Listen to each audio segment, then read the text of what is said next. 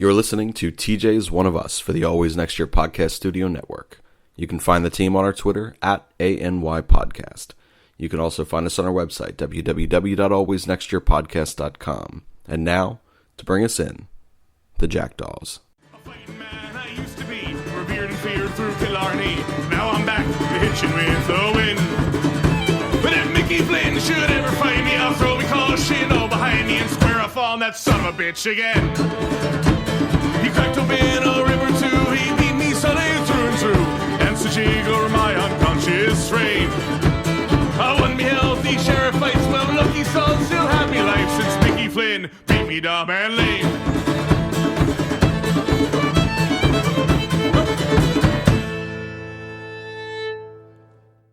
Hello and welcome to another episode of TJ's One of Us here at the Always Next Year Podcast Studios. I'm your host, Shane. I'm hosting this one solo. We did actually do this show 2 nights ago. However, the file was corrupted. In efforts to save the other 3 segments that we did, we had to delete this. So I am doing this one without Rob now in efforts just to get our 76ers pod out there. Rob, I promise I will do my best to convey all of your thoughts as well. So as you're listening, know that these thoughts are not just my own. These are part of our teams here at AMYP. Rob, if you do want to follow him on Twitter, is at radio_Rob, just in case I forget to mention that later. So we talked just a little bit about some of the things that have kind of transpired since the completion of the NBA season. We reflected a little bit on the championship games, championship series themselves, and then we answered some questions. So I'm going to go through it kind of quick today, since it is just me, just solo. First thing we went over, Rob ranted on the AD trade for the Lakers. So the trade finally goes through. AD, disgruntled down there in New Orleans, finally gets his leave and gets to go to LA. Rob is hoping to God that he fails in a Dwight Howard-esque type of situation. To me, I say I really don't give a shit. Honestly, don't. I think it's fantastic for New Orleans. They're a minor market team, but not. I think in the NBA, there's like nothing but 6 to 8 teams in the league that can truly make a difference every single year and be competitive. New Orleans is probably not that destination city that can kind of continue to draw talent in just on life beyond basketball. But not unlike small market teams in other cities, they have to then make themselves as championship ready as possible. And they do that by acquiring as many team controllable assets and cost-friendly assets they can acquire. So they got former number 2 overall pick Brandon Ingram, former number 2 overall pick Lonzo Ball, former high first-round pick Josh Hart, the number 4 pick this year in a draft that they already are getting Zion at number 1, and then 2 additional first-rounders. So this team has, for the next 3 years, they have just acquired 7 or 8 different youthful first-round talent that will come in there. And again, they could flip that number 4 for more first round picks. Who knows? But regardless, it's really, really good for the Pelicans. It is good for basketball to add another team that can be very young, maybe not understand that they're not or should not be championship ready and play above their heads. That's always a fun thing to watch. So we'll see how it all kind of transpires. I think people are kind of just over the Lakers shit. And I think that, LeBron has gone from like this basketball god to he's just such an ass. I mean, the lack of effort on defense, the constantly throwing teammates under the bus, the basically being a GM. Coaches and GMs just don't last around him. He just seems like a cancerous personality, and the people that are like tight in his circle, they work.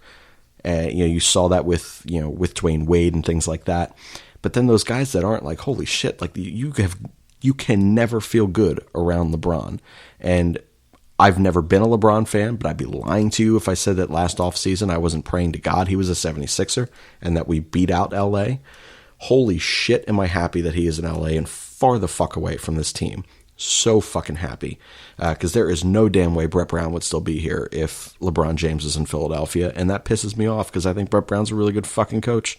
So too much ranting and raving on the LA Lakers for a 76ers podcast, but again, this is one of the topics that we started with, whatever, that we began the segment with last time in the segment that will now no longer be heard, unfortunately.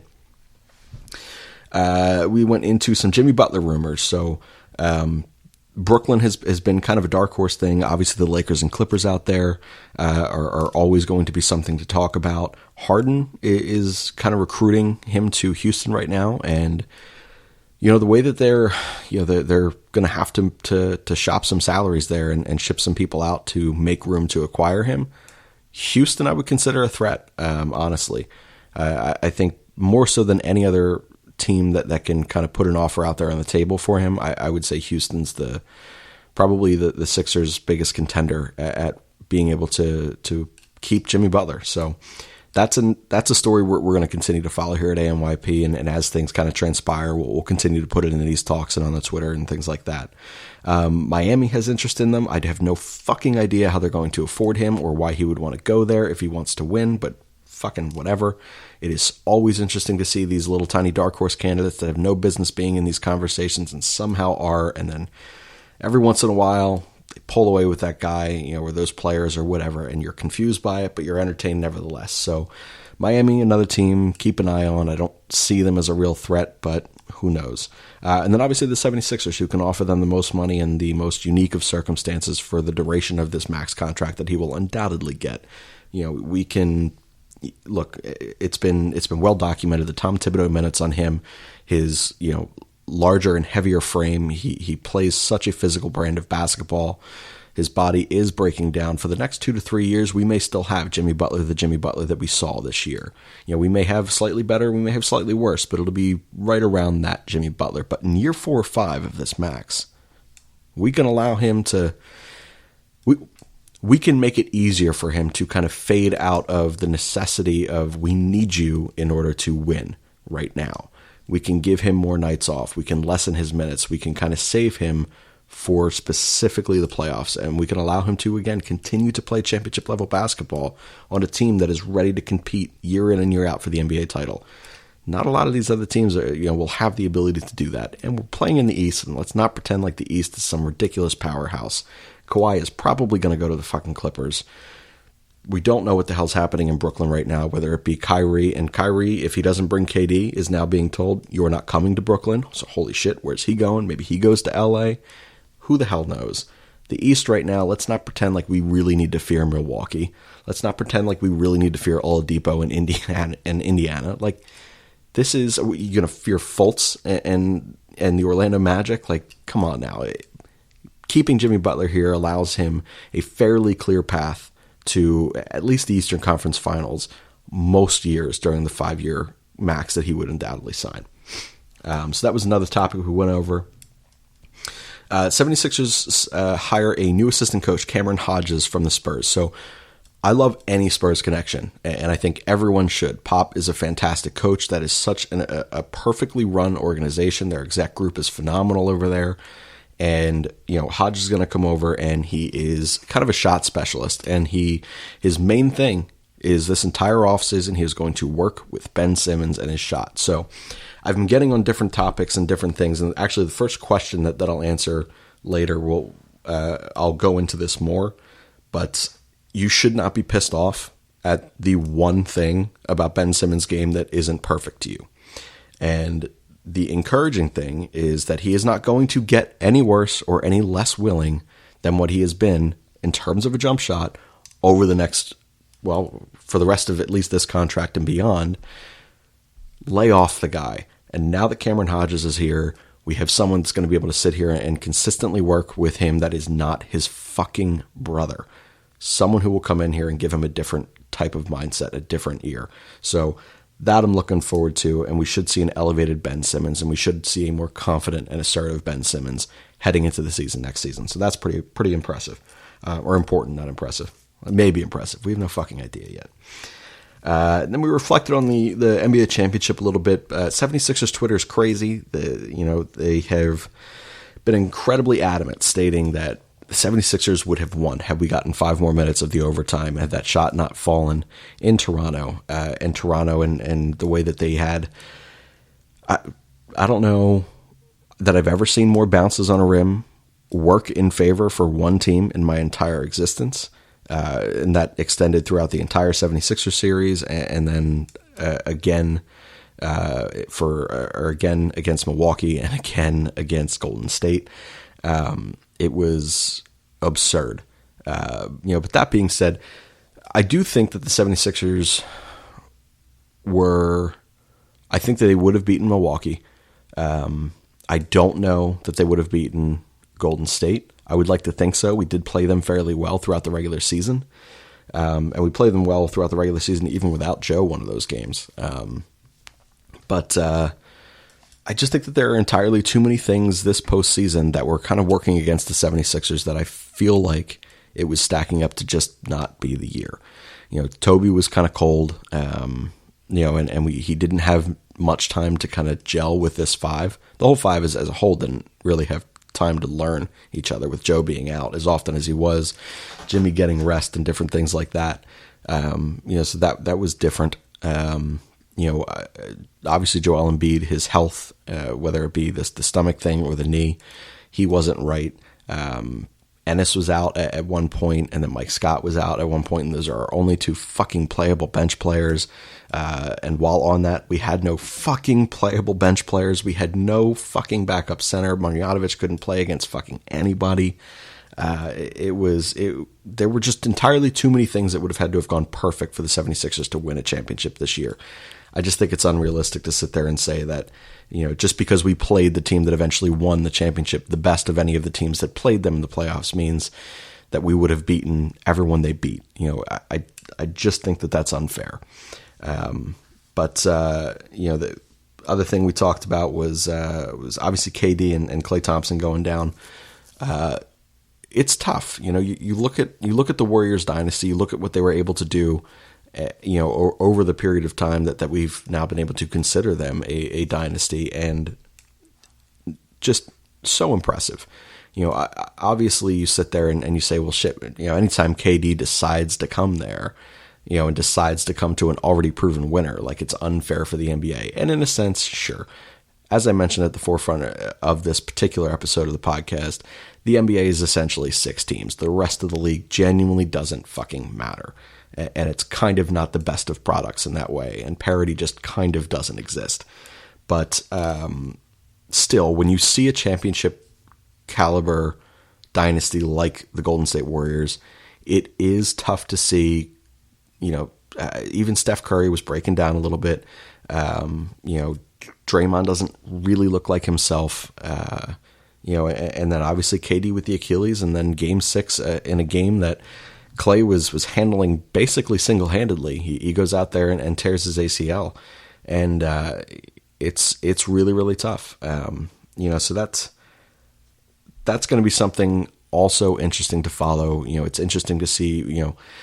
Reports have come out that they still fully intend on giving both guys, the max and keeping them there, and I don't see how that's going to work. Both of them will not play next year.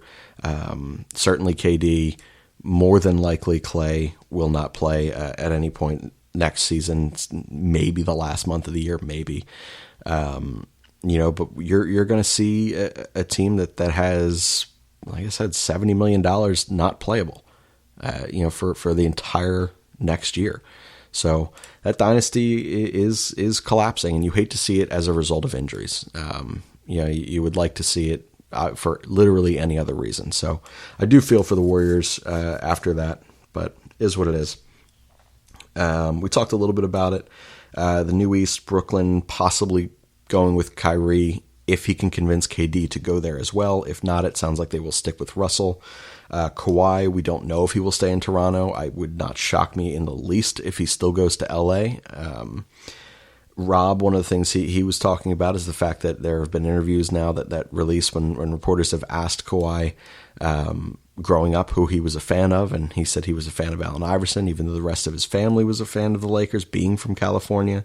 So there's that outside shot that people think, well, shit, maybe he goes to Philly anyway and reunites with Brett Brown. I don't think that will ever fucking happen, but good for you guys who like to think that. Boston is hilarious. They're a train wreck. So I find that to be endlessly amusing. They're going to have to blow that entire thing up. It's crazy that you sit there and look at every single decision that front office has made, and that that Ainge has made. Everything has failed. Like long-term, everything he has done has failed. Crazy. Oladipo is going to come back, but the Pacers are nothing to fear long-term, and we jokingly put in there a Fultz-led Magic team. What do you think? Which is just hilarious. Absolutely hilarious. But those were the main talking points that we had, and then we took some questions now from our website, which is www.alwaysnextyearpodcast.com. You can subscribe to our website, and you'll get alerts anytime that new podcast episodes are released or new articles. As infrequently as they may be written, you will get alerts when they are written.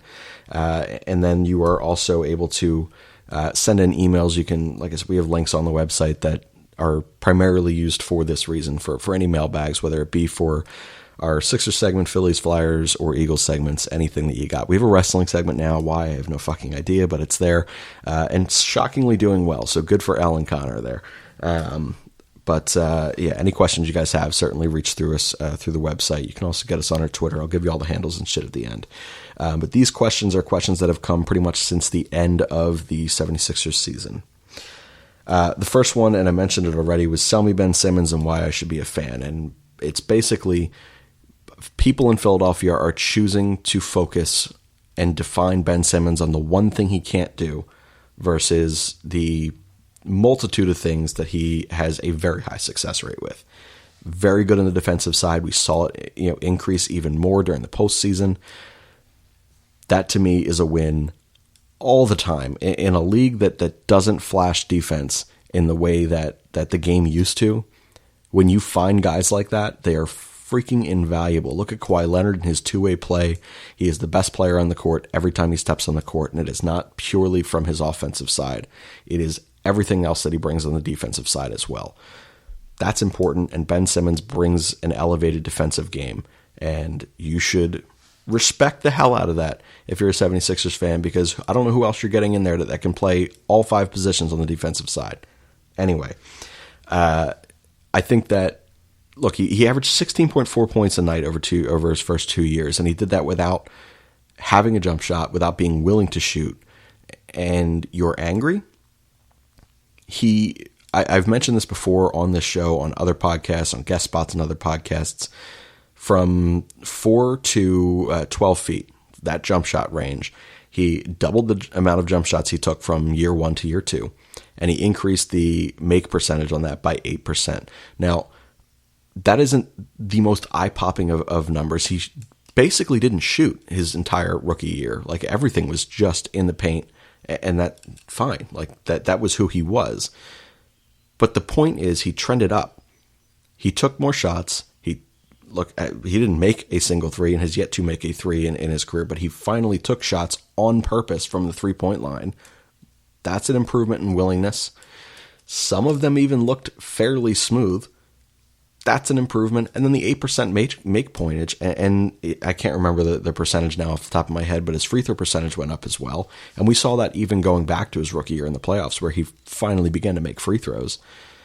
If you take a look at Ben Simmons' game overall, if I told you that next year he still isn't going to be a great shooter, and he's still going to be fairly unwilling to shoot real jump shots, but he is now 75 to 80% from the line, which puts him in the upper third of the league, and that then makes him confident to be assertive and finish at the rim, whether it be dunks, layups, whatever it may be. Both hands, he's ambidextrous, he can finish with the left, finish with the right, doesn't matter. Defenses collapse on Ben Simmons, and he panics because he doesn't want to create contact and doesn't want to go to the line because he shot 50% in his rookie year, 52%, whatever it was, and like 62% his second year. He didn't want that. So he would kick it out, and he would force extended ball movement late into the shot clock, and we would get poor shots, and that was an issue. Imagine a guy who's now shooting 75% from the line, a guy who's no longer fearing the contact at the rim, who is now finishing shots, who's taking those additional shots. He's averaging 16.4 points a night on like 8, 9 shots a night, 10 shots a night, something like that. Imagine 5, 6, 7, 8 more shots a night because he's not kicking the ball out with 3 seconds left on the shot clock because he's fearing contact.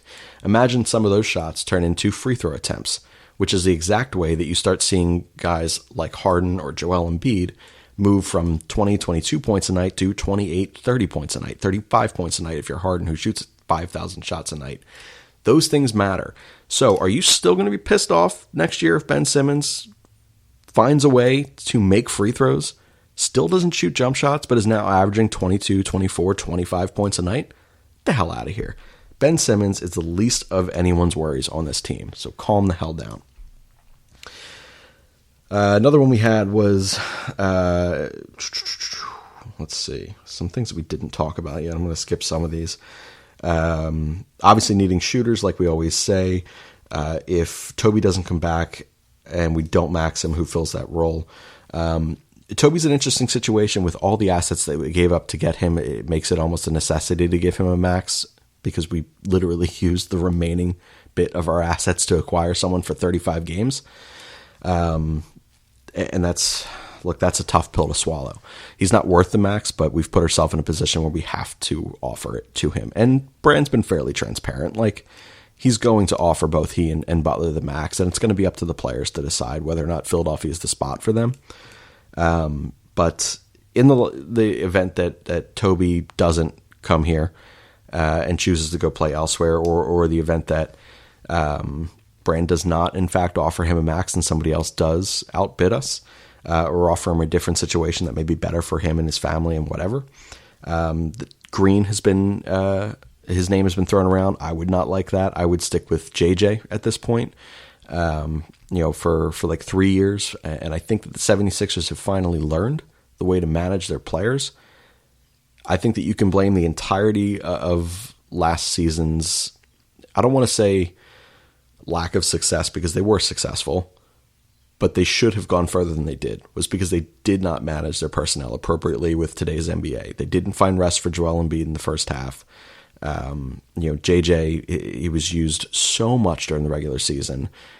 A guy of his age who never stops moving, his legs were gone, could not shoot the basketball the way that he used to, couldn't elevate the way that he had been earlier on in the year. So I think that if you find the appropriate rest for guys like JJ,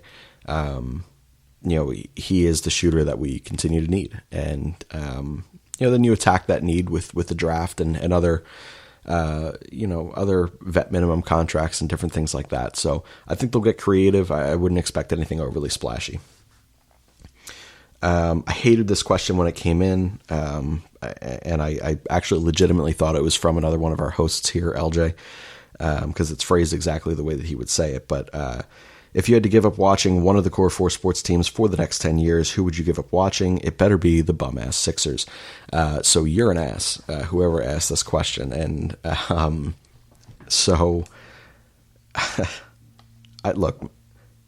can't. I couldn't give up watching baseball. It's basically my life. So like that one's easy. Like that stays. 162 games a year. I'm an introvert too, so like this is the entirety of my life. I have my day, and then the evenings come, and the only thing I want to do is watch Philly sports. There's literally nothing else that I want to do. I don't want to see humans. I don't want to interact with people. Nothing. So the fact that I would have to choose to actively go and find something else to do with my time and interact with members of society terrifies me. So I think I'd rather eat a pickle or something like on camera and expose myself that particular way than to give up one of those teams. What do the Sixers do on draft night? Almost nothing that's going to happen is going to be sexy. The entirety of our asset pool is second round picks right now. So I think like the splashiest thing that could happen would be like pairing Jonah with a second rounder or two and sliding them up and attempting to get either a second first round pick or packaging it with our 24, 26, whatever the pick is that we have this year, and trying to get into the late teens or something.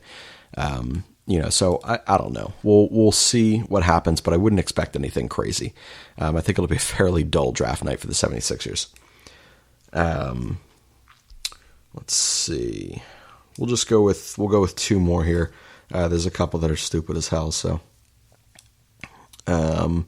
opening night next year. So do you think that Cord announces or no longer announces Joe as the process, since Joe has now declared the process complete? No. I absolutely think that he is still announced as Joel the Process Embiid. Joel spoke in a moment of, very high emotion, and he was, obviously disappointed with the result of the season and the result of that particular game. And he took it out the way that a lot of people will. But at the end of the day, you sit here and you look at the entire quote unquote process. This has all been, does Joe get on the court? And if he can get on the court, can he stay on the court? And when he is on the court, how dominant is he or can he be? This is completely contingent upon who and what Joel Embiid is. So for the next 10 years of basketball, so long, from the moment we drafted a guy like Joel Embiid, that is the process. Whatever happens in this window, it is as a result of this process, so long as he is in a 76ers uniform. So sure, the final process pick and process asset was what the hell was it? It was last year's pick. So the Zaire pick, I think it was. What ended up being Zaire was originally Bridges, but you take a look at that. This is the process. It will always be known as the process. We will always be TTP, here in the city of Philadelphia when discussing the Philadelphia 76ers, so long as Joel Embiid is part of this team and organization. So if anything, I would say that Cord is going to announce it louder and longer than he ever has before, and it would not shock me at all if Joel Embiid played up to that, even more so than he ordinarily would, and he's going to really give the crowd a show at that name introduction, I think. The last question we'll go with is the odds that Jimmy Butler will resign here in Philadelphia.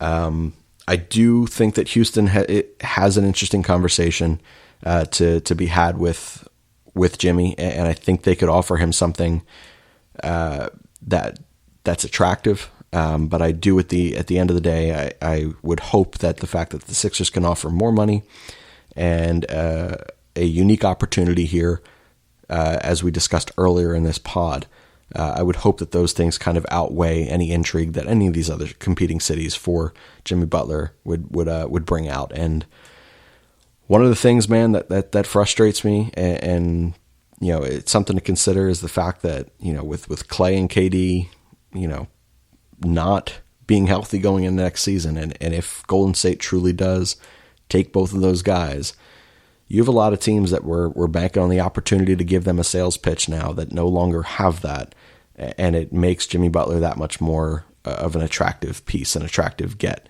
this offseason. So I feel as though if there was 6-8 teams that were going to be fighting for his services, it wouldn't shock me if there was 10, 12, 14 teams now. So it'll be an interesting offseason to follow, to say the least. That is going to be it here for TJ's One of Us. Make sure to always follow the podcast on Twitter. We are now finally actually interacting on the podcast account.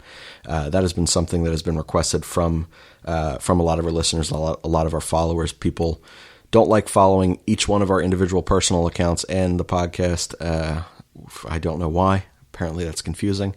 Do it anyway, though. Follow all of us. But our podcast is at ANY Podcast. You can follow me, the host of this one. I also host in Cap We Trust. I host and co-host Crossing Borders with AMYP, and I also co-host on Whiskey Ramble, which is an incredibly entertaining segment to be a part of, to say the least. But my Twitter is at Shane_Mead.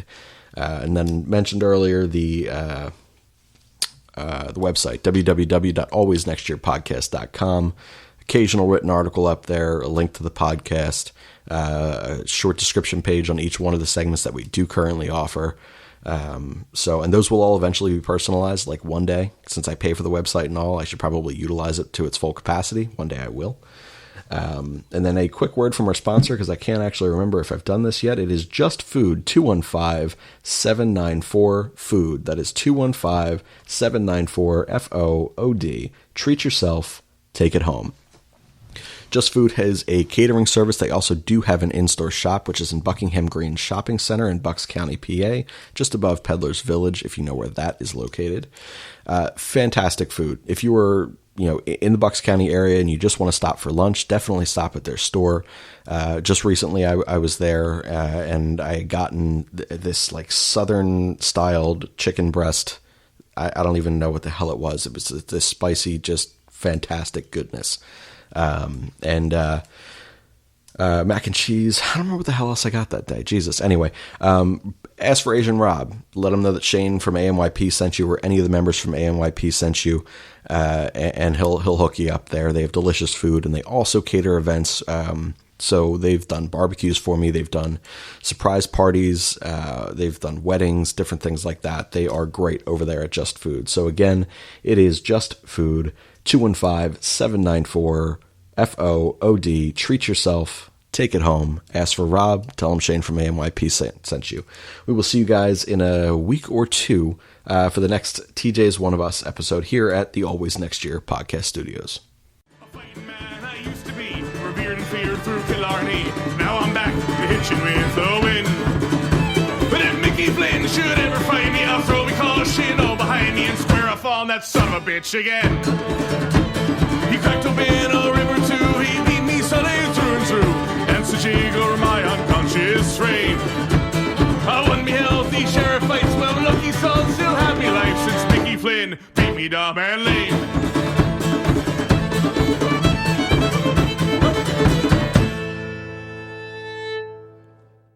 This has been a production of the Always Next Year Podcast Network.